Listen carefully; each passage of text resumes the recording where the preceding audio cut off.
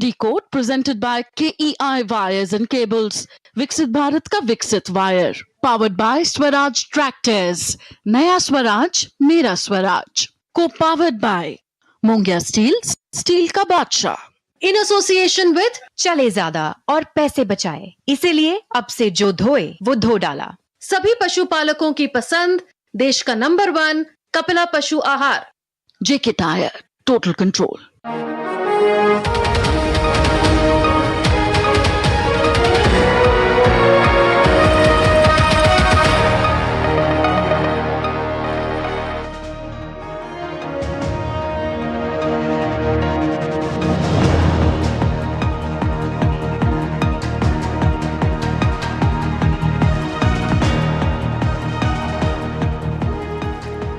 नमस्कार, मैं हूं सुधीर चौधरी और डिकोड में आपका स्वागत है। तो आइए आज की खबरों को आपके लिए डिकोड करते हैं। इस समय पाकिस्तान के अंदर और बाहर दोनों मोर्चों पर युद्ध चल रहा है।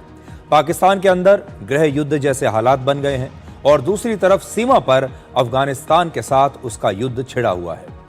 तालिबान ने दावा किया है कि उसने पाकिस्तान के 58 सैनिकों को मार डाला है, पाकिस्तान की कई पोस्ट्स पर कब्जा कर लिया है और पाकिस्तानी सैनिकों के हथियार भी उन्होंने छीन लिए हैं। पाकिस्तान ने जीवन भर आतंकवाद को बढ़ावा दिया है और आज पाकिस्तान उन्हीं ताकतों से संघर्ष कर रहा है जिनके पीछे किसी जमाने में पाकिस्तान खुद खड़ा हुआ करता था। और आज हम इसी युद्ध को आपके लिए डिकोड करेंगे।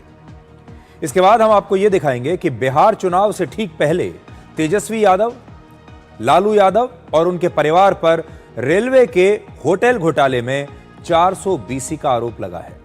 इसे Indian railway catering and tourism corporation का घोटाला कहते हैं। आज अदालत ने इस घोटाले में लालू यादव के परिवार पर मुकदमा चलाने की इजाजत दे दी है। अदालत के इस आदेश के बाद तेजस्वी यादव का चुनावी गणित बिगड़ भी सकता है।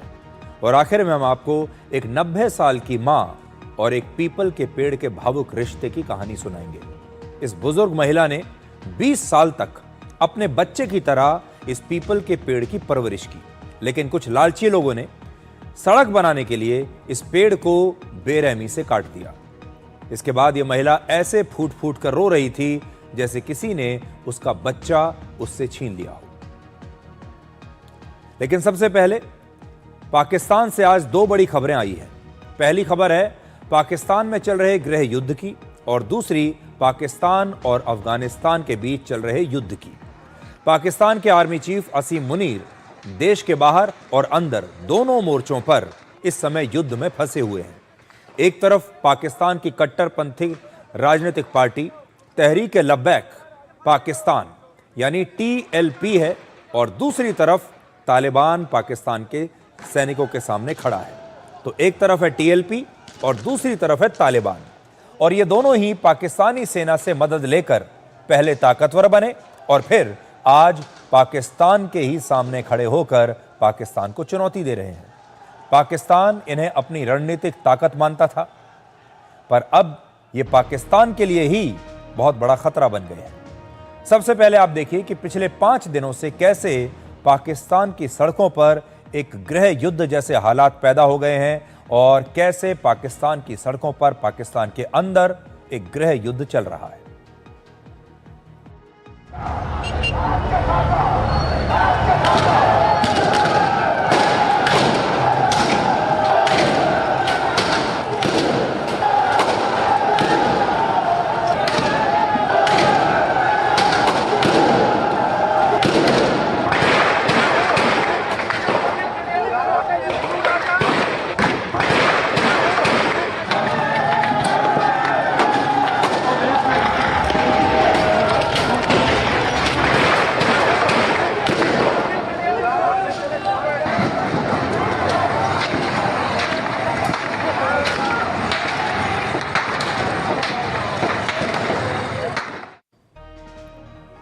पाकिस्तान में गाजा शांति समझौते को समर्थन देने के खिलाफ पाकिस्तानी पंजाब के मुरीद के शहर में इस समय जबरदस्त विरोध प्रदर्शन हो रहे हैं।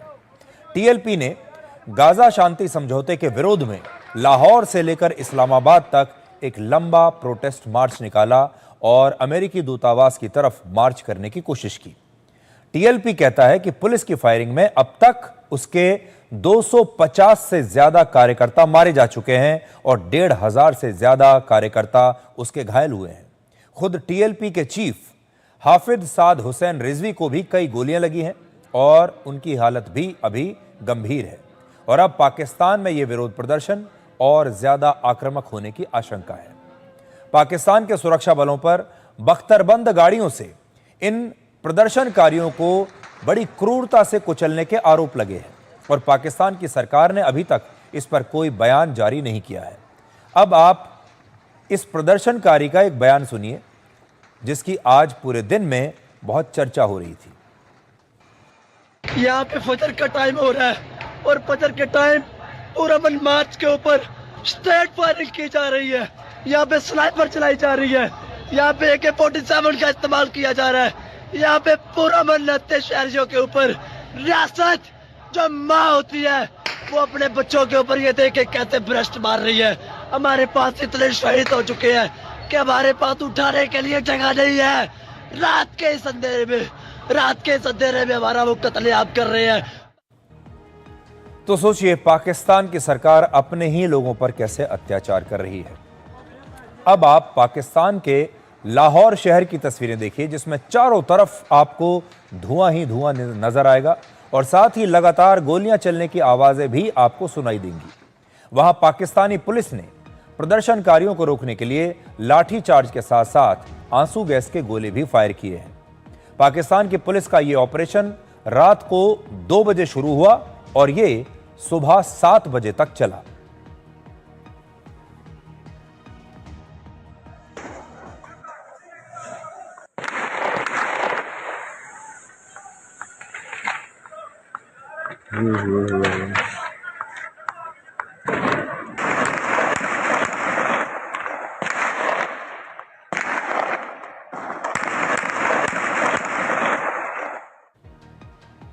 इन प्रदर्शनकारियों को रोकने के लिए 10 से 12,000 पुलिसकर्मी तैनात किए गए थे और इसके बाद भी सड़कों पर इन प्रदर्शनकारियों के हाथों वहां के पुलिस वाले सरेआम पिटते हुए देखे गए।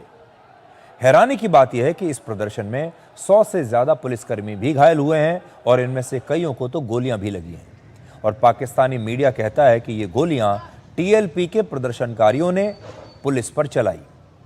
टीएलपी पाकिस्तान की एक बड़ी कट्टरपंथी राजनीतिक पार्टियों में से एक है जो मजहब के नाम पर हिंसा को सही ठहराती है। हजारों पुलिसकर्मियों के बावजूद पाकिस्तान की सरकार को डर था कि ये प्रदर्शनकारी इस्लामाबाद तक भी पहुंच सकते हैं और इसीलिए मुरीदके से लेकर इस्लामाबाद जाने वाले कई रास्तों के बीच गड्ढे खोद दिए गए और कई जगहों पर कंटेनर्स बीच में लगा दिए गए ताकि इन्हें रोका जा सके। इस्लामाबाद में सरकारी दफ्तरों और विदेशी दूतावासों वाले इलाके को पूरी तरीके से सील कर दिया गया है और पाकिस्तान में दंगा रोकने के लिए जो पुलिस है उसे सभी महत्वपूर्ण रास्तों पर तैनात कर दिया गया है। अब थोड़ा टीएलपी के बारे में समझिए, ये टीएलपी है क्या? तो टीएलपी की स्थापना वर्ष 2015 में खादिम हुसैन रिजवी ने की थी। ये कोई बहुत पुरानी पार्टी नहीं है। खादिम हुसैन रिजवी ने फिलिस्तीन और इस्लाम के मुद्दे पर अमेरिका, इजराइल और पश्चिमी देशों के खिलाफ भी प्रदर्शन किए हैं और टीएलपी के लाखों सदस्य हैं जो इस्लाम का अपमान करने पर मौत की सजा देने की मांग करते हैं। ये सारे लोग बहुत कट्टरपंथी विचारधारा के हैं। पाकिस्तान में वर्ष 2024 के चुनाव में टीएलपी ने भी चुनाव लड़ा था और तब इसे 29 लाख वोट मिले थे और पाकिस्तान के पंजाब प्रांत की विधानसभा में इसके 2 विधायक भी हैं।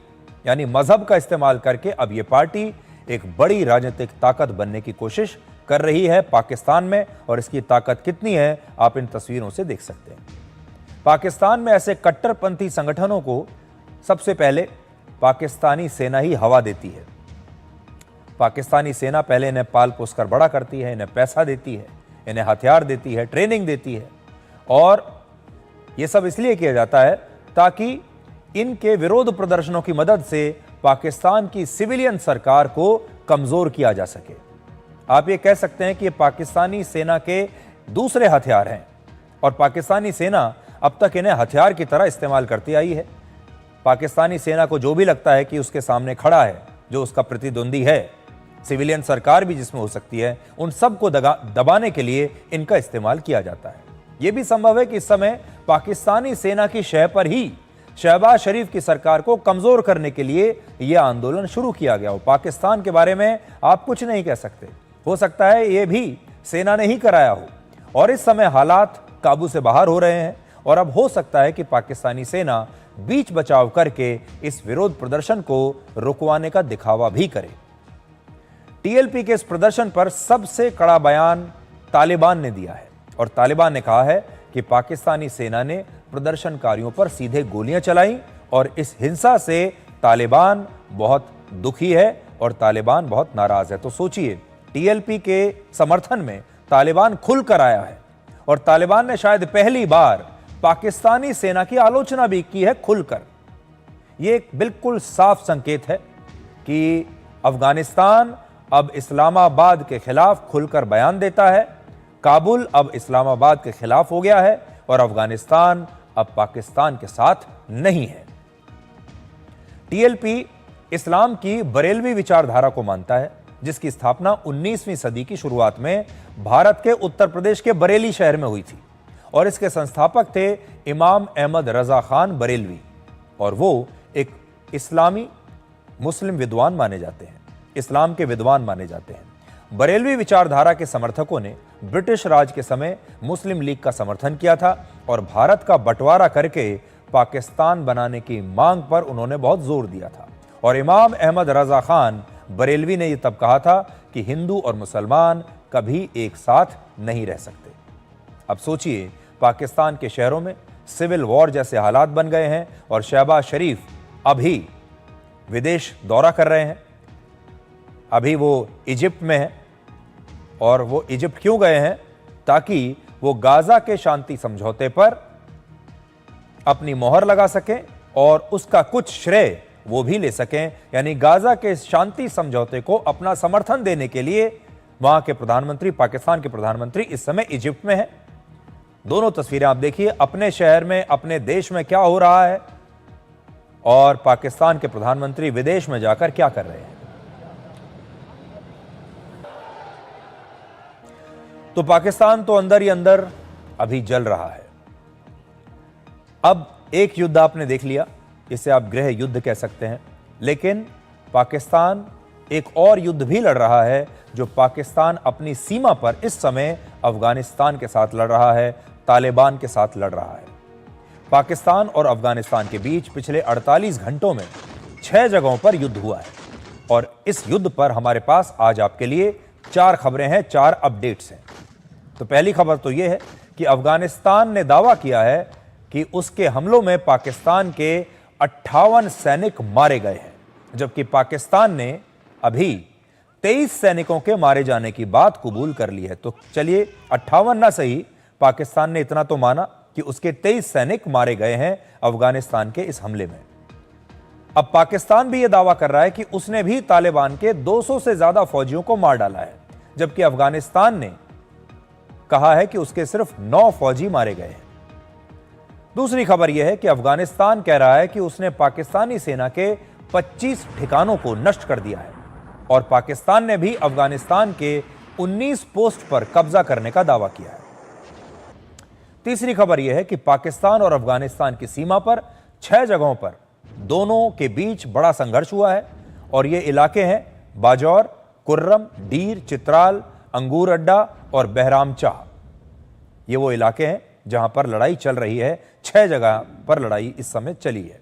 और चौथी बात यह है कि तालिबान कह रहा है कि कई पाकिस्तानी सैनिकों ने उनके फौजियों के सामने आत्मसमर्पण कर दिया है और अफगानिस्तान ने पाकिस्तानी सेना के कई हथियारों को छीन लिया है। कुछ तस्वीरें जारी की गई हैं और कहा गया है कि पाकिस्तान के फौजियों ने अफगानिस्तान के फौजियों ने पाकिस्तान की सेना के इन सैनिकों को अपने यहां बंधक बनाकर रख लिया है। इनकी आंखों पर पट्टी बंधी हुई है, जैसा कि आप देख सकते हैं, और यह दावा किया गया है कि ये सारे पाकिस्तानी सेना के सैनिक हैं जिन्हें अफगानिस्तान के फौज ने तालिबान ने पकड़ लिया है। पाकिस्तान के रक्षा मंत्री ख्वाजा आसिफ, खुफिया एजेंसी ISI के चीफ असीम मलिक और पाकिस्तानी सेना के 2 जनरल्स ने पिछले 3 दिनों में अफगानिस्तान जाने के लिए 3 बार वीजा के लिए आवेदन किया है। हालांकि तालिबान ने इन सभी आवेदनों को खारिज कर दिया है। मतलब मैं ये बताने की आपको कोशिश कर रहा हूं कि पाकिस्तान के जो लीडरशिप है वो अफगानिस्तान जाना चाहती है अफगानिस्तान से बात करने के लिए, और अफगानिस्तान ने इनके वीजा एप्लीकेशंस को रिजेक्ट कर दिया है। अफगानिस्तान ISI चीफ को वीजा नहीं दे रहा अपने यहां आने का, और यह दावा है अफगानिस्तान के मीडिया का। अब आप पाकिस्तान और अफगानिस्तान की सीमा से जो तस्वीरें आ रही हैं उन्हें देखिए और फिर हम इनका विश्लेषण करेंगे। फायर!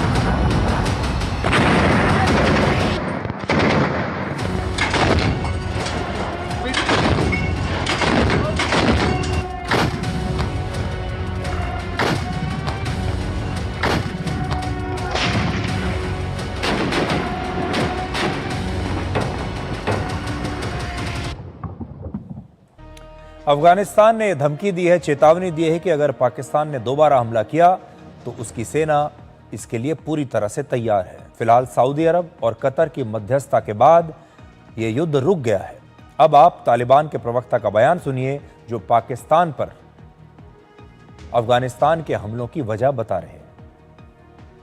تیرې شپې عملیات افغانستان اسلامي امارت له خوا نه پیل شول، هغه انتقامي عملیاتو چې د دوی د نقض د حریم ځواب وویل شو چې زموږ حریم دوی نقض کړی او دا بریدونه په ټول امتداد د کرښې کې اجرا شول. او د موږ د معلوماتو له مخې 100 نه زیاتې پوستې تصرف شوي دي د مجاهدینو له خوا نه، او 58 د دوی نظامیان له منځه تللي دي، د 150 په شاوخوا کې ټپیان لري، او تر 9 پورې زموږ مجاهدین هم شهیدان شوي دي، او 14 نه تر 13 پورې زخمیان لرو، او د دوی وسلې او مهمات هم نیول شوي دي په امتداد کې.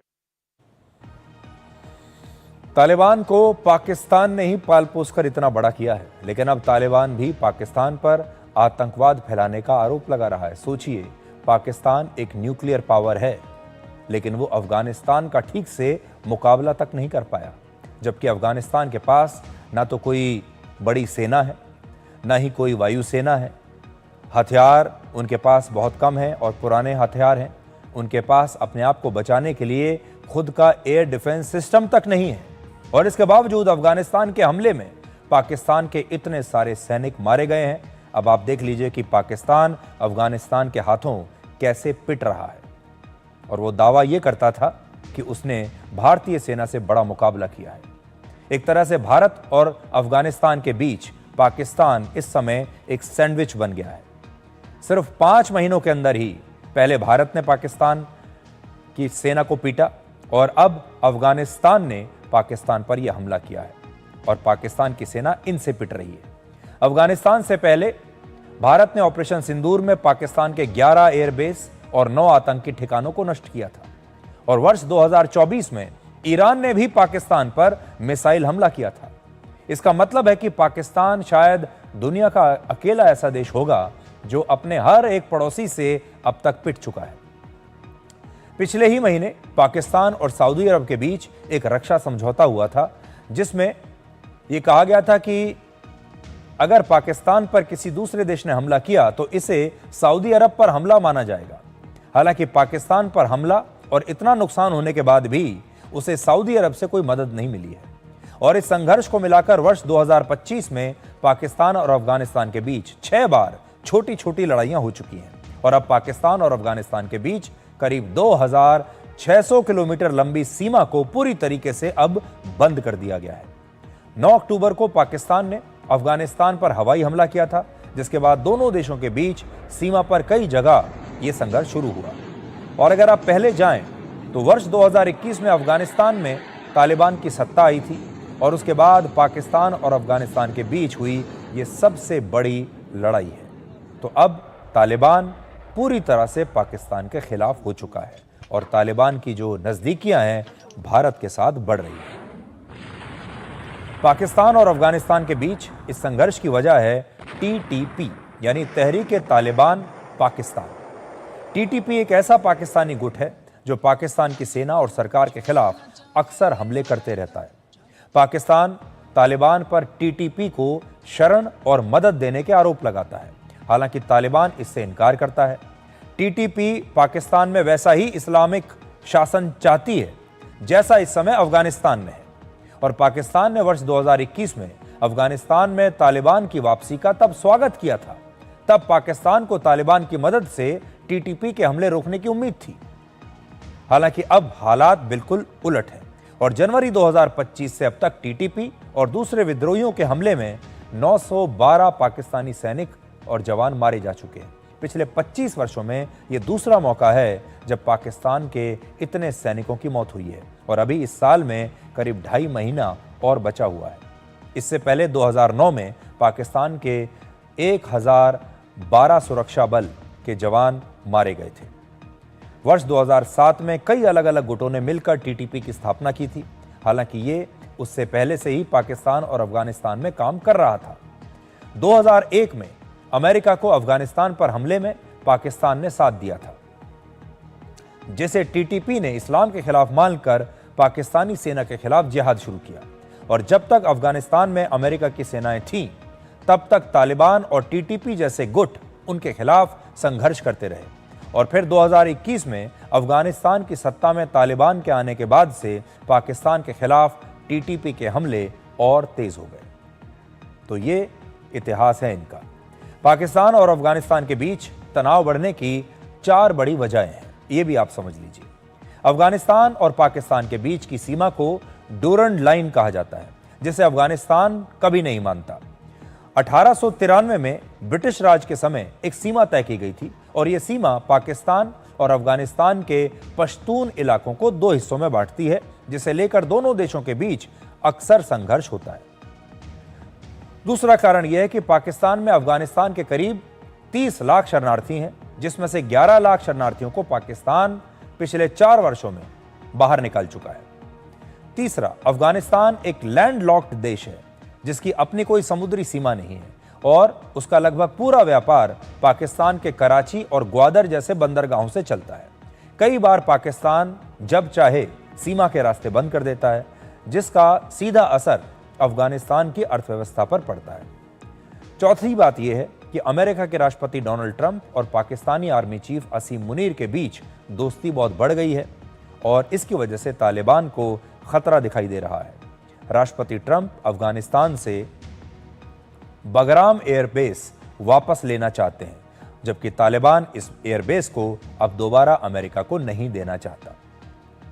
पाकिस्तान के आर्मी चीफ असीम मुनीर इस समय बहुत मुश्किल में फंसे हुए हैं। उनके भी 4 संकट हैं और वो भी चारों तरफ से घिर गए हैं। पहला, भारत और अफगानिस्तान के बीच कूटनीतिक करीबी और भारत का काबुल में दूतावास खोलने का फैसला पाकिस्तान को बेचैन कर रहा है। तालिबान अब पाकिस्तान के इशारों पर नहीं चलता, उसने पाकिस्तान पर हमला करके उसे चुनौती देना शुरू कर दिया है। तीसरा, बलूचिस्तान और खैबर पख्तूनख्वा में विद्रोही आंदोलनों की वजह से पाकिस्तान की सेना भी कई मोर्चों पर बढ़ गई है। और चौथा, टीटीपी जो तालिबान की मदद से सीमा पर पाकिस्तान को अब चुनौती दे रहा है। भारत और अफगानिस्तान के बीच जम्मू कश्मीर का जिक्र होते ही पाकिस्तान बेचैन हो गया। 10 अक्टूबर को भारत और अफगानिस्तान के संयुक्त बयान में जम्मू कश्मीर को भारत का हिस्सा बताया गया, जिसके बाद पाकिस्तान ने इसे संयुक्त राष्ट्र सुरक्षा परिषद के प्रस्तावों और अंतर्राष्ट्रीय कानूनों का उल्लंघन बताया। पाकिस्तान ने इस्लामाबाद में अफगानिस्तान के राजदूत के सामने भी इस पर आपत्ति दर्ज की है। तो यह है पाकिस्तान की कहानी। पाकिस्तान बहुत संघर्ष कर रहा है इस समय। पाकिस्तान में ना तो अंदर के हालत ठीक है इस समय और उसका एक नया दुश्मन बना है उसका नाम है अफगानिस्तान, उसका नाम है तालिबान। समय कैसे बदलता है आप देखिए। एक ज़माने में तालिबान पाकिस्तान का दोस्त हुआ करता था। तालिबान को खड़ा करने में पाकिस्तान की बहुत बड़ी भूमिका थी और आज वो तालिबान भारत के करीब आ रहा है और पाकिस्तान से दूर जा रहा है।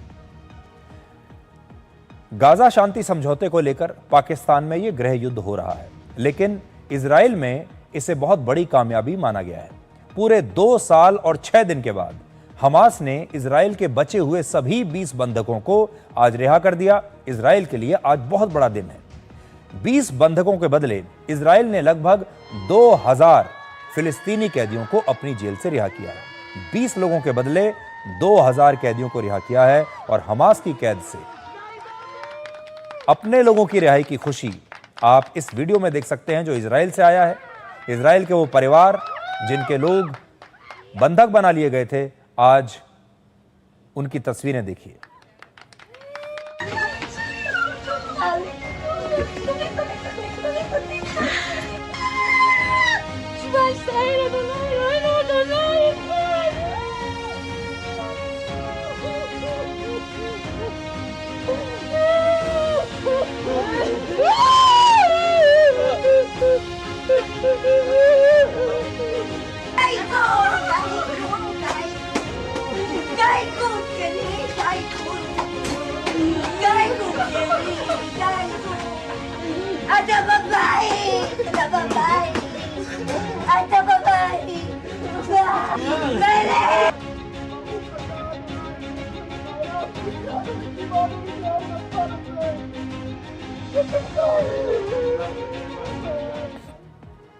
अब जिन्हें आप देखेंगे ये हैं इजराइल के निम्रोड कोहेन, 21 साल के हैं। इन्हें भी आज हमास की कैद से रिहाई मिली है और इनके परिवार की जरा खुशी देखिए। इन्हें 7 अक्टूबर 2023 को हमास ने अगवा कर लिया था और तब उम्मीद नहीं थी कि ये कभी हमास की कैद से वापस रिहा हो पाएगा और दोबारा कभी ये अपने परिवार से मिलेंगे। इसलिए आज जब इस लड़के की घर वापसी हुई है तो पूरा परिवार कितना खुश है।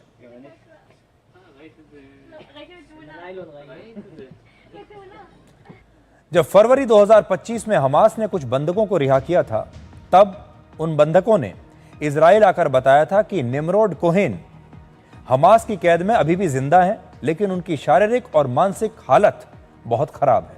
और अब आपको हमने ये तस्वीर दिखाई कि शारीरिक हालत खराब थी, मानसिक हालत खराब थी, लेकिन वो जिंदा रहा ये लड़का और अब अपने परिवार से ये लड़का मिल रहा है। अब एक और कहानी, 25 साल के मार्टन की कहानी। ये 2 साल तक हमास की कैद में रहने के बाद आज अपनी मां से मिले हैं। अपने बेटे से मिलकर इनकी मां अपने आंसुओं को रोक नहीं पाई और इन्हीं आंसुओं को शायद खुशी के आंसू कहते हैं। इजराइल में इस तरह के कई परिवार हैं जिन्हें आज अपनों से मिलकर जिंदगी की सबसे बड़ी खुशी मिली है।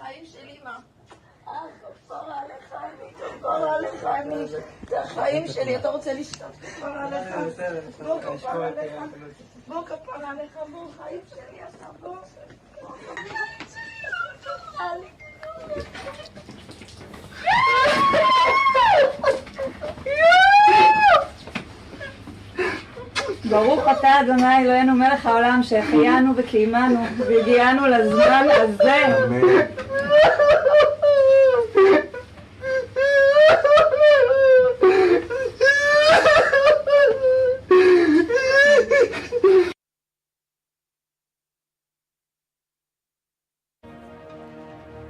बंधकों की इस रिहाई पर इजराइल में हर तरफ जश्न का माहौल है और टेल अवीव शहर की सड़कों पर हजारों की संख्या में लोग इजरायली बंधकों के स्वागत के लिए इकट्ठा हुए। हमास ने इन बंधकों को सबसे पहले रेड क्रॉस को सौंपा और फिर रेड क्रॉस ने उन्हें इजराइल तक पहुंचाया। आप इस भीड़ को देखिए, इस भीड़ के उत्साह और खुशी को देखिए, इनके इंतजार को देखिए।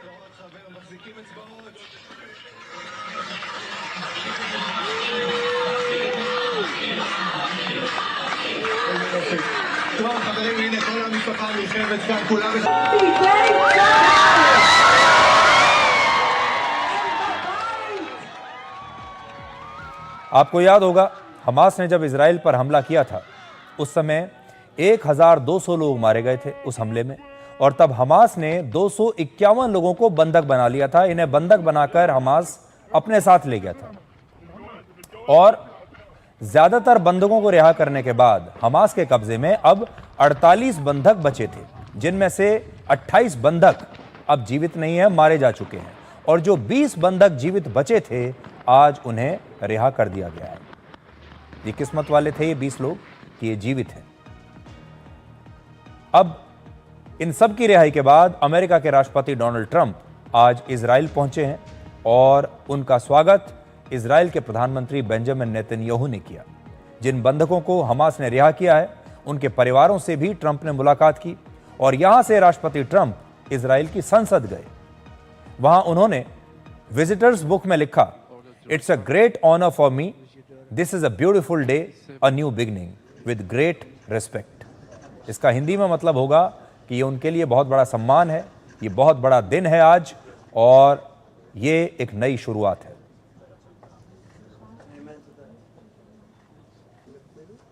इजराइल की संसद में डोनाल्ड ट्रंप के लिए एक स्टैंडिंग ओवेशन दिया गया उन्हें, क्योंकि उनकी कोशिशों से ही इजराइल और हमास के बीच ये समझौता हुआ है।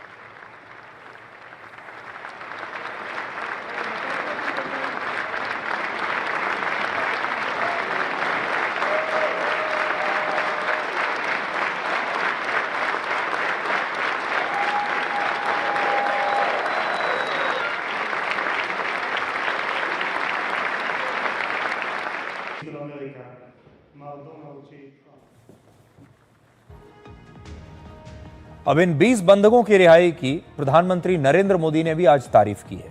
उन्होंने इजराइल और गाजा के बीच शांति के लिए राष्ट्रपति ट्रंप और इजराइल के प्रधानमंत्री नेतन्याहू के प्रयासों की प्रशंसा की, और ये उनका स्वागत है। ये देखिए, ये प्रधानमंत्री मोदी ने सभी बंधकों की रिहाई का स्वागत किया है।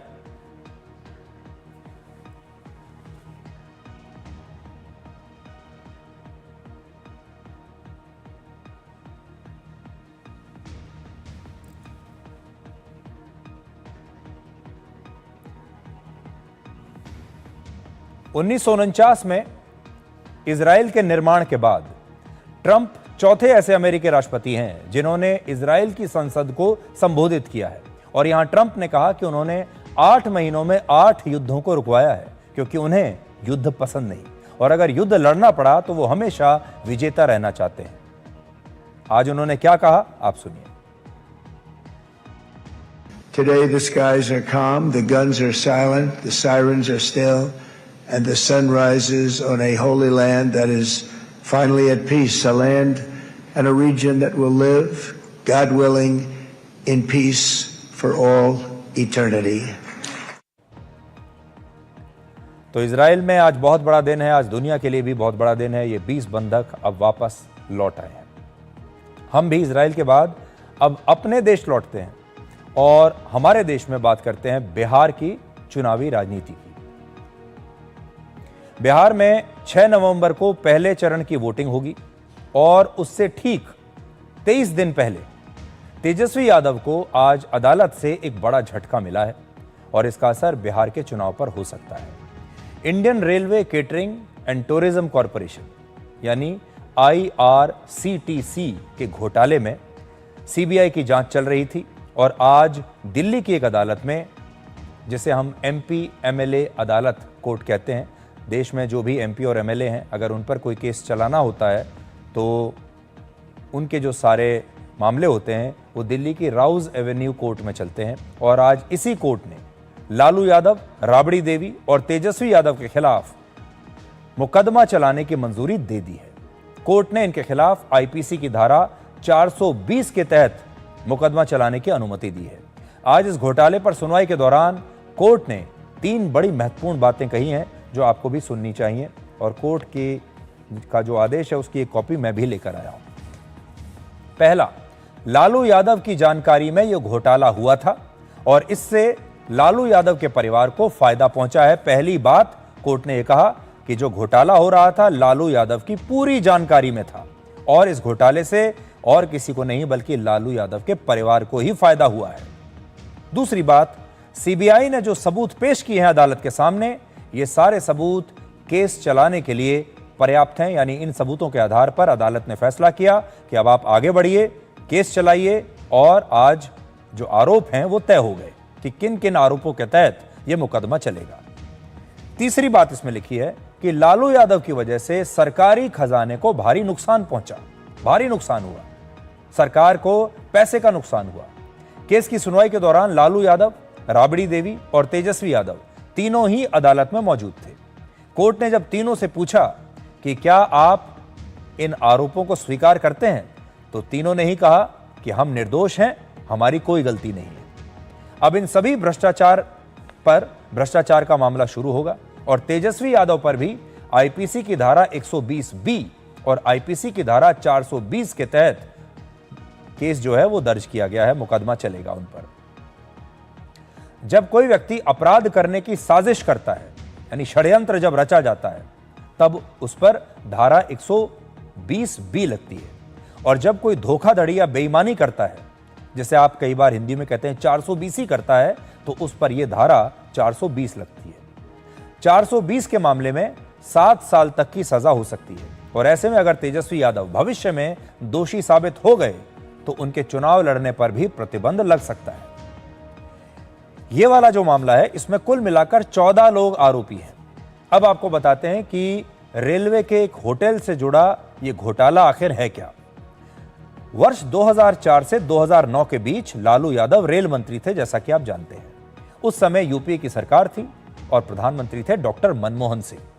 लालू यादव पर आरोप है कि रेल मंत्री रहते हुए उन्होंने रेलवे के 2 होटल्स को सुजाता होटल्स प्राइवेट लिमिटेड नाम की एक कंपनी को लीज पर दे दिया, और यह लीज दोनों होटल्स को ऑपरेट करने के लिए यानी चलाने के लिए और उन होटल्स की रखरखाव के लिए की गई थी। यानी यही कंपनी जो है उन होटल्स को चलाएगी और उसका होटल का पूरा मेंटेनेंस और रखरखाव भी यही कंपनी करेगी, जिसका नाम है सुजाता होटल्स प्राइवेट लिमिटेड। ये दोनों होटल जो है, इनमें से एक झारखंड के रांची शहर में है और दूसरा उड़ीसा के पुरी शहर में है। और इन दोनों होटल्स को लीज पर देने में नियमों में हेराफेरी की गई। जिस कंपनी को ये होटल लीज पर दिए गए, उसने पटना के एक बहुत ही महंगे और पॉश इलाके में, इस इलाके को कहते हैं बेली रोड। जो हमारे बिहार के दर्शक हैं, पटना के दर्शक हैं, वो जानते होंगे कि ये इलाका कैसा है, कितना पॉश और महंगा इलाका है। बेली रोड, बेली रोड पर उस समय करीब 3 एकड़ जमीन इस कंपनी ने एक दूसरी कंपनी जिसका नाम है डिलाइट मार्केटिंग प्राइवेट लिमिटेड को 1,47,00,000 रुपए में बेच दी। तो एक कंपनी दूसरी कंपनी को एक बहुत ही महंगी जमीन एक बहुत कम दाम पर बेच देती है। यह जमीन बहुत ही कम कीमत पर बेची गई। दिलचस्प बात यह है कि delight marketing company Lalu Yadav के बहुत ही करीबी और उन्हीं की पार्टी के एक नेता प्रेमचंद गुप्ता की पत्नी सरला गुप्ता के नाम पर है। और इस केस में सरला गुप्ता और प्रेमचंद गुप्ता को भी आरोपी बनाया गया है। प्रेमचंद गुप्ता ने इस जमीन को आगे चलकर राबड़ी देवी और तेजस्वी यादव की कंपनी को बेच दिया। उनकी कंपनी का नाम है लारा प्रोजेक्ट्स LLP। ये उनकी कंपनी का नाम है, जो लालू यादव के परिवार की कंपनी है, तेजस्वी यादव और राबड़ी देवी की कंपनी है। इस कंपनी को यह जमीन आप जानते हैं कितने में बेच दी गई? सिर्फ 65 लाख रुपए में यह जमीन बेच दी गई। तो एक कंपनी अपनी जमीन, जिसे यह टेंडर मिला, उसने अपनी एक जमीन बहुत ही कम दाम पर दूसरी कंपनी को बेची। दूसरी कंपनी प्रेम गुप्ता की थी। उस दूसरी कंपनी ने और कम दाम में 1,47,00,000 में खरीदकर 65 लाख रुपए में तेजस्वी यादव की कंपनी को बेच दी। और इस तरह से आज जिस जमीन की कीमत लगभग 100 करोड़ रुपए है, वो जमीन लालू यादव के परिवार को सिर्फ 65 लाख रुपए में मिल गई। आज की कीमत अगर लगाया जाए सीबीआई के मुताबिक तो यह 93 करोड़ के आसपास की जमीन है, लेकिन 65 लाख रुपए में इसे तेजस्वी यादव की कंपनी को दे दिया गया। अब आपको 2 अलग अलग तस्वीरें दिखाते हैं। पहली तस्वीर उस जमीन की है जिसकी आज कीमत लगभग 100 करोड़ के आसपास है। मीडिया रिपोर्ट्स के मुताबिक इस जमीन पर पहले एक शॉपिंग मॉल और दूसरी कमर्शियल प्रॉपर्टी बनाने की तैयारी थी, लेकिन ईडी की जांच जब शुरू हो गई तो उसकी वजह से यह कंस्ट्रक्शन नहीं हो पाया, बीच में ईडी आ गई। और आप देखिए यहां पर ईडी का बोर्ड भी लगा हुआ है, क्योंकि ईडी आई और ईडी ने जांच शुरू कर दी और फिर इस इलाके को, इस जमीन को सील कर दिया। और यहां देखिए messrs delight marketing company private limited भी इसमें लिखा हुआ है। अब दूसरी तस्वीर देखिए, यह तस्वीर उन दोनों होटल्स की है जिन्हें लीज पर एक प्राइवेट कंपनी को दिया गया। इन होटल्स में रांची का एक 5 स्टार होटल है, जबकि उड़ीसा में पुरी शहर का एक 3 स्टार होटल है। ये तस्वीरें आप देख लीजिए, ये वो होटल्स हैं जिनको लालू यादव ने एक प्राइवेट कंपनी को चलाने के लिए दे दिया। अब कोर्ट की ऑर्डर की कॉपी जब हमने पढ़ी तो उससे पता चलता है कि लालू यादव के समय ठेके कैसे बांटे जाते थे और बोली लगाने वाले जो लोग थे, बिड करने वाली जो कंपनियां थीं, उनको कैसे धमकाया जाता था। तो मैं आपको कुछ पढ़कर बताता हूं, 2-3 चीजें हैं, आपको बड़ा ताज्जुब होगा। तो देखिए, पहली बात तो यह है कि इसमें जो आरोपी नंबर 1 है वो है Lalu Yadav. The following accused persons were named in the FIR. इसमें आरोपी नंबर 1 है लालू यादव, दूसरे नंबर पर राबड़ी देवी, तीसरे नंबर पर तेजस्वी यादव। फिर लारा प्रोजेक्ट्स LLP नाम की कंपनी को आरोपी बनाया गया है, क्योंकि वो तेजस्वी और राबड़ी देवी की कंपनी है। और उसके बाद बाकी के लोग आते हैं।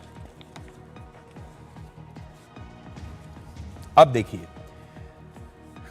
कोर्ट के इस आदेश की कॉपी में लिखा है, the chargesheet added that in 2005 and 6, 2005 और 6 में ये जो जमीन थी ये प्राइम प्रॉपर्टी मानी जाती थी। ये बेली रोड पटना पर स्थित थी और इसकी जो कमर्शियल वैल्यू है, बाजार भाव जो है इसका, वो बहुत अच्छा था उस समय भी। और उस समय इस रोड के आसपास बहुत सारा कमर्शियल एक्टिविटी शुरू हो गई थी, कमर्शियल ग्रोथ हो रहा था। Therefore as per the prevailing circle rates the total value of the land 2014 में इसकी जो वैल्यू थी वो थी 85.92 करोड़ और आज के हिसाब से इसकी जो कीमत लगाई गई है वो है 93 करोड़ रुपए। 93 करोड़ रुपए की जो जमीन है इसे 65 लाख रुपए में दे दिया गया लालू यादव के परिवार को। अब आगे की चीज देखिए आप, मैं आपको और बताता हूं। One of these other projected parts of the evidence is the threat to the competitor bidder for BNR Ranchi.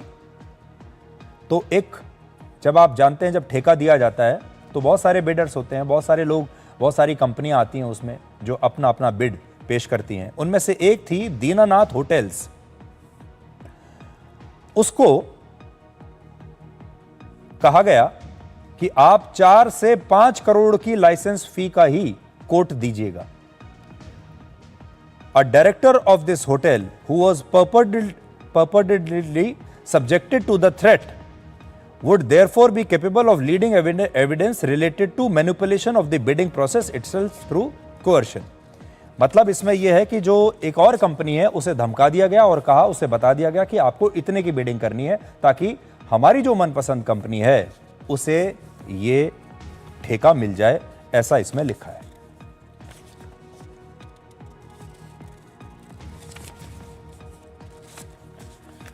Court ने आज यह भी कहा कि लालू यादव इस मामले में सबसे पहले आरोपी हैं, नंबर 1 पर। और कोर्ट के मुताबिक अगर कोई प्राइवेट कंपनी जो सरकारी टेंडर लेना चाहती थी अपनी जमीन किसी बिचौलिए के जरिए मंत्री के परिवार को दे देती है तो यह काम गलत और संदिग्ध लगता है। इससे ऐसा लगता है कि जमीन देने के बदले कुछ फायदा लिया गया है। और कोर्ट के आदेश के बाद तेजस्वी यादव ने कहा कि बीजेपी के बदले की कार्रवाई है। आज उन्होंने सोशल मीडिया पर लिखा कि 1 महीना पहले बिहार आकर गृह मंत्री अमित शाह जी हमें धमकी देकर गए थे कि हमें चुनाव लड़ने लायक नहीं छोड़ेंगे, हम लड़ेंगे और जीतेंगे। तो आज क्या क्या राजनीति हुई वो भी आप देख लीजिए। आज कोर्ट ने बुलाया था और हम लोग गए थे। केस जो है हम लोग आगे लड़ेंगे और आप सब लोग जानते हैं कि भाई हम तो पहले कई दिनों से कह रहे थे कि अब चुनाव आया है तो इस तरह की चीज़ें होंगी, लेकिन फिर भी न्यायालय का हम लोग सम्मान करते हुए हम बस इतना ही कहना चाहते हैं कि हम लोग हमेशा से लड़ते आए हैं और आगे भी लड़ेंगे, और तूफानों से लड़ने में मज़ा ही कुछ और है। हम सब लोग, पूरी बात खत्म हो जाने दो, और हम हमेशा अपने पथ को चुना है, संघर्ष के पथ को चुना है। हम अच्छे मुसाफिर भी बनेंगे और मंजिल पर भी पहुंचेंगे। बिहार के लोग जानते हैं, देश के लोग जानते हैं कि सच्चाई क्या है। जब तक भाजपा रहेगी और मेरा उम्र रहेगा, हम भाजपा से लड़ते रहेंगे। आज कोर्ट ने लालू प्रसाद जी, उनके सुपुत्र तेजस्वी यादव और उनकी पत्नी आदरणीय राबड़ी जी के खिलाफ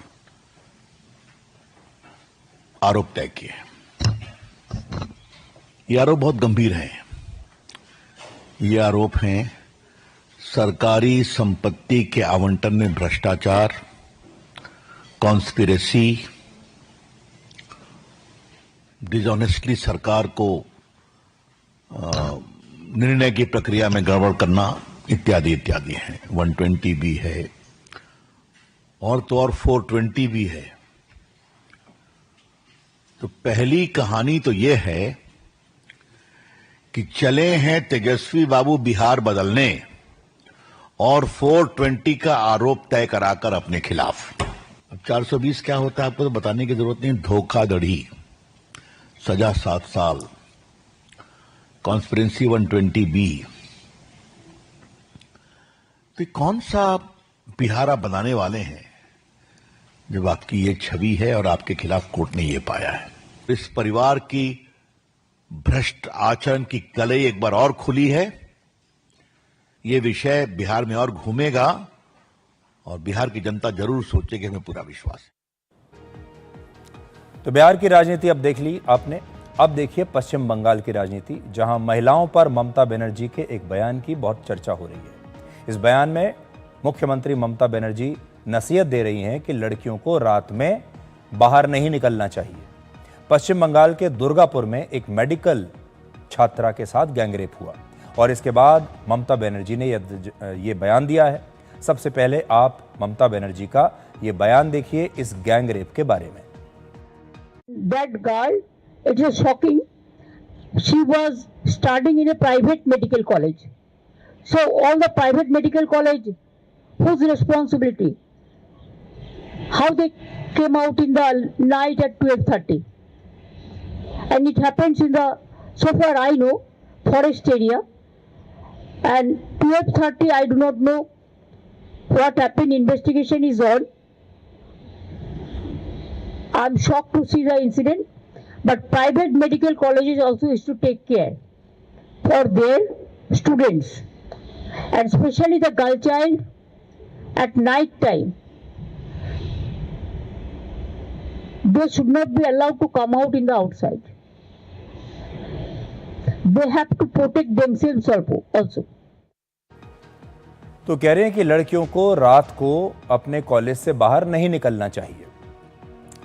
पश्चिम बंगाल के दुर्गापुर में एक प्राइवेट मेडिकल कॉलेज की छात्रा के साथ 4 लोगों ने गैंगरेप किया है। ये छात्रा ओडिशा की रहने वाली है और दुर्गापुर में ये मेडिकल की पढ़ाई कर रही है। ये घटना 10 अक्टूबर की है। सूत्रों के मुताबिक रात करीब 8 बजे जब ये छात्रा अपने एक दोस्त के साथ कैंपस से बाहर निकली तब ये घटना हुई और अभी ये लड़की अस्पताल में है और उसका इलाज चल रहा है। इस मामले में अब तक 5 आरोपियों को गिरफ्तार कर लिया गया है और मुख्यमंत्री ममता बनर्जी का दावा है कि पीड़ित लड़की रात को 12:30 बजे कॉलेज से बाहर निकली ही क्यों, जबकि आज उसी मेडिकल कॉलेज ने एक लिखित बयान जारी करके कहा कि ये लड़की और उसका दोस्त रात को 8 बजे कैंपस से बाहर निकले थे, 12 बजे नहीं, 8 बजे ही निकल गए थे। आज ममता बनर्जी को पीड़ित लड़की के पिता का यह दर्द भी सुनना चाहिए, जो ये कह रहे हैं कि उन्हें न्याय चाहिए। और जो ममता दीदी है वो भी तो किसी का माँ होगा ना, अगर माँ होगा तो उस लड़के का दर्द भी समझ सकते हैं ना। मैं चाहता हूँ और बंगाल सरकार के अनुरोध करता हूँ, उसी से कड़ी सजा दीजिए। अगर उससे सजा देंगे तो बंगाल का लड़की थोड़ा सुरक्षित अनुभव करेगा। ममता बनर्जी पिछले 14 वर्षों से पश्चिम बंगाल के मुख्यमंत्री हैं। ऐसे में महिलाओं की सुरक्षा को लेकर उन्हें और ज्यादा संवेदनशील होना चाहिए था। जब किसी राज्य की मुख्यमंत्री खुद एक महिला होती है तो उससे ये उम्मीद की जाती है कि कम से कम उस राज्य में महिलाओं को ज्यादा सुरक्षा मिलेगी। पश्चिम बंगाल की पहचान एक ऐसे राज्य की रही है जहां महिला सशक्तिकरण के लिए सदियों से आंदोलन चलते रहे हैं। आज से 200 वर्ष पहले पश्चिम बंगाल के समाज सुधारक राजा राम मोहन राय ने हमारे देश में सती प्रथा को रोकने और विधवा विवाह के लिए आंदोलन चलाया था। लेकिन आज 200 साल बाद ममता बनर्जी पश्चिम बंगाल में लड़कियों को रात में बाहर न निकलने की सलाह दे रही है। क्या आज पश्चिम बंगाल की सरकार महिलाओं को सुरक्षा नहीं दे पा रही है, जो इस तरह के बयान देने पड़ते हैं? अगर लड़कियां रात में घर से बाहर निकलेंगी या कॉलेज से बाहर निकलेंगी तो क्या उन्हें सुरक्षा नहीं दी जाएगी? आज बीजेपी ने दुर्गापुर में ममता बनर्जी सरकार के खिलाफ विरोध प्रदर्शन किया है और उनकी सरकार पर मेडिकल कॉलेज पर दबाव डालने का आरोप भी लगाया है। तृणमूल हटाओ Beti Bachao, it is the main slogan in everywhere in Bengal. Trinamool should go, not cooperate with the victim family. Till now, not hand over the medical report. They don't allow leader of opposition to talk with doctors. They blockade the Mahila Commission, Women Commission, coming from Odisha. The private medical authority, college authority called me at 8 a.m. in morning that we are in pressure. Whose pressure? Mamta's pressure. Mamta's police pressure. Mamta's gund pressure. हमारे देश के बारे में एक दुखद बात यह है कि जब भी किसी लड़की के साथ इस प्रकार की कोई घटना होती है तो सबसे पहले लड़की पर ही सवाल उठाया जाता है। पहले कहा जाता है कि लड़की घर से बाहर क्यों निकली, रात को लड़की घर से बाहर गई ही क्यों, सबसे पहले तो ये कहा जाता है। फिर अगला सवाल उठाया जाता है लड़की के कपड़ों पर कि लड़की ने कपड़े ऐसे क्यों पहने थे, लड़की ने कपड़े वैसे क्यों पहने थे। ये सब इसलिए हुआ क्योंकि लड़की ने कपड़े ठीक से नहीं पहने थे, उसके कपड़ों पर सवाल उठाया जाता है। तो पहले घर से बाहर क्यों गई रात को, दूसरा ऐसे कपड़े पहनकर क्यों गई, और फिर तीसरा सवाल उठाया जाता है कि लड़कों से दोस्ती करने की क्या जरूरत है, आप लड़कों के साथ क्यों गई। लड़कों से दोस्ती पर सवाल पूछे जाते हैं। इन तीनों ही मामलों में लड़की को ही दोष देने की कोशिश होती है। हमारे समाज में कोई लड़की जब अपने घर या अपने परिवार में आकर इस प्रकार की कोई शिकायत करती है कि उसके साथ कुछ लोगों ने उसका अपमान किया है, उसके साथ आते हुए जाते हुए बदतमीजी हुई है, तो समाज और परिवार सबसे पहले यही कहता है कि आप नीचे देख के चला करो। आपको कैसे पता कि वो लड़का आपको देख रहा था, नीचे देखकर चलो, और अगर नीचे देखकर नहीं चल सकते तो फिर अपना रास्ता बदल लो। आज भी हमारे देश में, हमारे समाज में लड़कियों से यही कहा जाता है, लेकिन इसका परमानेंट इलाज क्या है ये किसी के पास नहीं। एक छोटे से ब्रेक के बाद हम आपको एक 90 साल की मां और एक पीपल के पेड़ के भावुक रिश्ते की कहानी सुनाएंगे।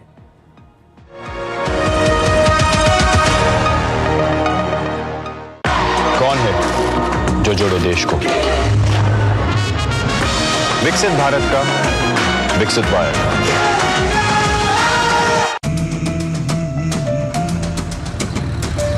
स्वराज से ज्यादा पावर कौन दे सकता है? नया स्वराज। नया स्वराज, मेरा स्वराज। अरे जीत, टाइम क्या हुआ है? टाइम हो गया सोना जीतने का, वो भी हर घंटे, और साथ ही मिलेंगे एश्योर्ड गिफ्ट्स भी विद फिलिप्स सोने पे सुहाग offer.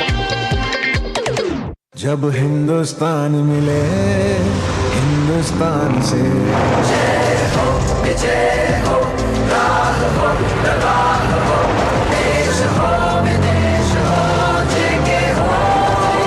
Visit your nearest JK Tyre Steel Wheel store today. Goldy मसाले के 100 ग्राम के स्पेशल पैक्स में फ्रेशनेस लॉक है। ऐसे गोल्डी मसाले जहां जाएं रिश्ते बनाएं। अरे हेलो जीत, टाइम क्या हुआ है? टाइम हो गया सोना जीतने का, वो भी हर घंटे। और साथ ही मिलेंगे एश्योर्ड गिफ्ट्स भी विद फिलिप्स सोने पे सुहागा ऑफर। कौन है जो जोड़े देश को? विकसित भारत का विकसित वायर।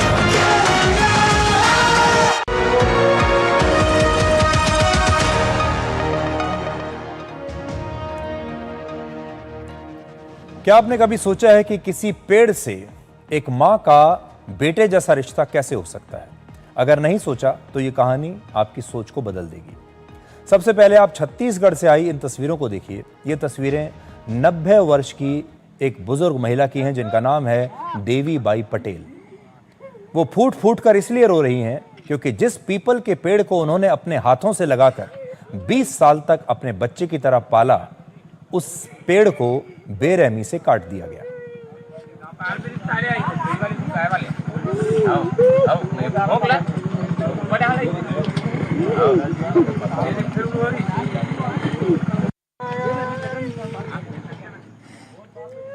इस बुजुर्ग मां के लिए यह सिर्फ एक पेड़ नहीं था, ये उनकी ममता, उनका प्यार और उनकी सांसों का हिस्सा था। छत्तीसगढ़ के खैरागढ़ जिले में यह बुजुर्ग विधवा महिला अपने बच्चों और अपने पोते पोतियों के साथ रहती है और उन्होंने अपने गांव से करीब 2 किलोमीटर दूर इस पीपल के पेड़ को लगाया था। बाद में इस महिला के साथ साथ गांव वालों ने भी इस पीपल के पेड़ की पूजा करनी शुरू कर दी और गांव वाले जब आते थे तो इस पीपल के पेड़ के आसपास इसकी पूजा किया करते थे, जैसे अभी भी कर रहे हैं। और यह पीपल का पेड़ सभी के लिए आस्था का एक प्रतीक बन गया। यहां लोग पूजा करते थे आकर, लेकिन पिछले हफ्ते वहां के एक लोकल ठेकेदार ने इस पेड़ के आसपास की जमीन खरीदी और वो इस इलाके से अपनी जमीन तक सड़क बनाना चाहता था और ये पेड़ उस सड़क के बीच में आ रहा था और इसलिए उसने इस पीपल के पेड़ को काट दिया। पेड़ के काटे जाने के बाद इस महिला के साथ साथ गांव वालों ने भी इसके खिलाफ विरोध प्रदर्शन किया, जिसके बाद पुलिस ने इस मामले में 2 लोगों को गिरफ्तार किया, इमरान मेमन और प्रकाश कौसरे। इन दोनों पर सार्वजनिक संपत्ति को नुकसान पहुंचाने की धारा लगी, धार्मिक भावनाएं भड़काने के लिए अलग धारा लगी और पूजा स्थल को नुकसान पहुंचाने के लिए भी धारा 295 लगाई गई है, क्योंकि गांव के लोग इस पीपल के पेड़ की पूजा करते थे। इस बुजुर्ग महिला के आंसुओं ने पूरे गांव को जागरूक कर दिया और अब गांव वालों ने बुजुर्ग महिलाओं के हाथ से नए पौधे लगवाए, उन पौधों की पूजा की और संकल्प लिया कि अब कोई भी पेड़ वो बिना वजह से कटने नहीं देंगे। गांव वालों का मानना है कि इस पीपल के पेड़ को काटा नहीं गया है, बल्कि इसकी हत्या की गई है।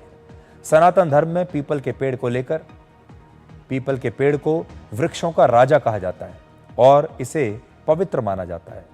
हमारे संस्कारों में भी आपने देखा होगा पीपल के पेड़ की पूजा की जाती है और माना जाता है कि पीपल के पेड़ में त्रिमूर्ति का वास होता है। इसकी जड़ में ब्रह्मा, इसके तने में विष्णु और पत्तियों में भगवान शिव बसते हैं। और ये कहानी हमें इंसान और प्रकृति के अटूट रिश्ते के बारे में बताती है। सनातन धर्म में प्रकृति को ही ईश्वर माना गया है, इसलिए हम पेड़ों की, नदी नालों की, जंगलों की, यहाँ तक कि जानवरों की भी पूजा करते हैं। हमारे देश में 30 करोड़ से ज्यादा परिवार हैं और अगर आज भारत का हर परिवार सिर्फ एक पेड़ लगाने और उसकी देखभाल करने का संकल्प ले ले तो 30 करोड़ नए पौधे और 30 करोड़ नए वृक्ष हमारे देश की इस धरती को दोबारा से जो है हरा भरा कर देंगे। अब एक छोटा सा ब्रेक और ब्रेक के बाद डिकोड जिंदगी में आपको दिखाएंगे आज का विचार।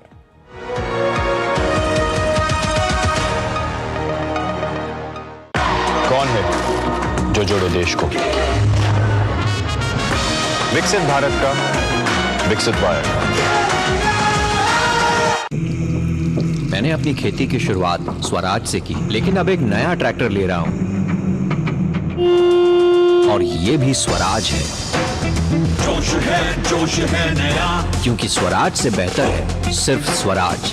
नया स्वराज, मेरा स्वराज। हेलो जीत, टाइम क्या हुआ है? टाइम हो गया सोना जीतने का, वो भी हर घंटे। और साथ ही मिलेंगे एश्योर्ड गिफ्ट्स भी विद फिलिप्स सोने पे सुहागा ऑफर। आयुष के पापा के लिए लाई थी ये, सिकुड़कर आयुष के नाक का हो गया है। हमारी खूबसूरत साड़ी का तो रंग ही उड़ा दिया। इसीलिए अपनाए सही डिटर्जेंट, 2 डाला का एडवांस फॉर्मूला जो दे कपड़ों को नई चमक और साथ ही सिकुड़ने से बचाए, चले ज्यादा और पैसे बचाए। इसीलिए अब से जो धोए।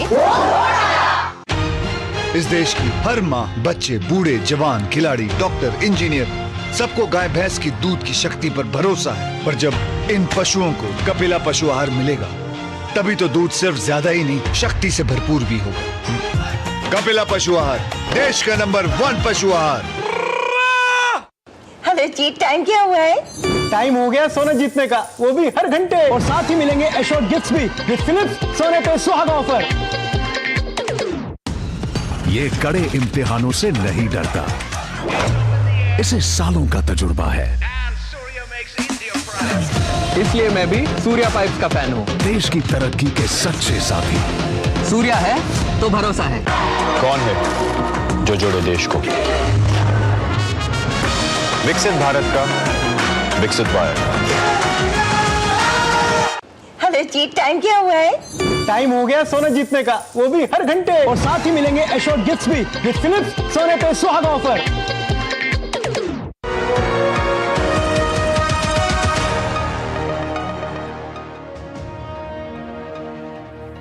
तो आज के लिए डिकोड में इतना ही। अब आपसे हमारी अगली मुलाकात होगी कल रात 9 बजे। तब तक आप खुश रहिए, सुरक्षित रहिए, स्वस्थ रहिए। और कितनी अजीब बात है, लोग किसी की बुराई सुनकर बिना जांच किए तुरंत भरोसा कर लेते हैं, लेकिन किसी की अच्छी बात अगर पता चले तो सबूत मांगते हैं।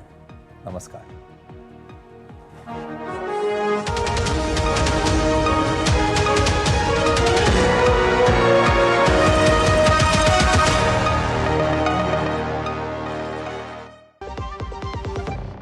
देना वो वाली